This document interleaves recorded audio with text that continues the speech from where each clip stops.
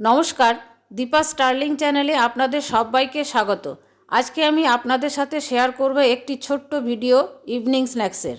শীত, গ্রীষ্ম, বর্ষা সব সিজনেই আমরা চায়ের সাথে যে কোনো স্ন্যাক্স খেয়ে থাকি। এই রেসিপিটা বাচ্চা বড় সকলেরই খুবই ভালো লাগে খেতে। চলুন দেখে নেওয়া যাক এই রেসিপি বানানোর ভিডিওটা। একটা বাটির মধ্যে নেব বড় সাইজে স্লাইস করে রাখা একটা পেঁয়াজ। স্লাইস করে রাখা পেঁয়াজগুলো হাতে করে একটা থেকে একটা আলাদা করে নেব। এর মধ্যে দেব গ্রেট করে রাখা গাজর। পরিমাণটা আপনারা আপনাদের পছন্দ অনুযায়ী কম বেশি করে নেবেন। দেব ছোট ছোট করে টুকরো করে রাখা ফুলকপি। এখানে ফুলকপির ফুলগুলোই শুধু আমি ছোট ছোট করে টুকরো করে রেখেছি। একটা কাঁচা লঙ্কা কুচোনো, কোয়ার্টার চামচ চিলি ফ্লেক্স, দেব কোয়ার্টার চামচ আমচুর পাউডার। আমচুর পাউডারের পরিবর্তে আপনারা চাট মশলাও ব্যবহার করতে পারেন। দেব স্বাদ মতো নুন, হাফ চামচ আদা পেস্ট, কুচনো ধনে পাতা। এবারে এর মধ্যে দেব একটা মিডিয়াম সাইজের আলু গ্রেট করে। আলু আগে গ্রেট করে রাখলে কালো হয়ে যেত, সেই জন্য এই সময় গ্রেট করে নিতে হবে। এবারে সমস্ত সবজি আর মশলা একসাথে মেখে নেব।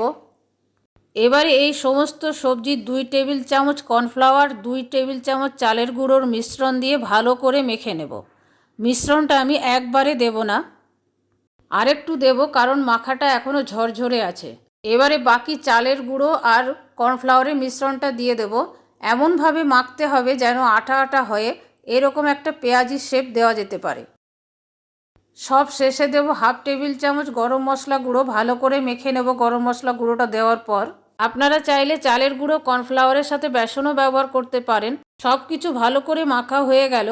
এবারে ভাজবার জন্য একটা প্যানের মধ্যে দিয়েছি রিফাইন্ড অয়েল। আমি শ্যালো ফ্রাই করব, ডিপ ফ্রাই করব না।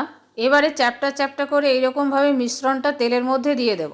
এই রেসিপিটা বানাবার জন্য সিজনের যে কোনো সবজিই ব্যবহার করতে পারেন। একটা সাইড হয়ে গেছে, উল্টিয়ে দেব।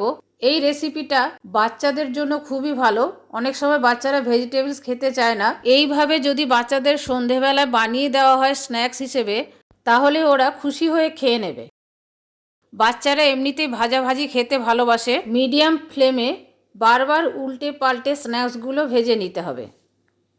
ভাজা হয়ে গেছে, এবারে তুলে নেব। এইভাবে আমি সবগুলোই বানিয়ে নেব। আপনারাও খুব সহজে সন্ধেবেলায় এইরকম মচমচে খাস্তা স্ন্যাক্স বানিয়ে নিতে পারেন। বানানোও খুব সহজ, খেতেও খুবই ভালো লাগে। আর আমি এই স্ন্যাক্সগুলো সার্ভ করব টমেটো সস আর গ্রিন চাটনি দিয়ে।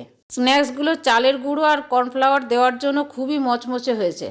আমার এই খাস্তা মচমচে ইভিনিং স্ন্যাক্স বানানোর ভিডিওটা আপনাদের কেমন লাগলো কমেন্ট করে কমেন্ট বক্সে জানাবেন। ভালো লাগলে প্লিজ একটা লাইক করে দেবেন, শেয়ার করবেন আর সাবস্ক্রাইব করে বেল আইকনটা টিপে দেবেন পরবর্তী নোটিফিকেশনের জন্য।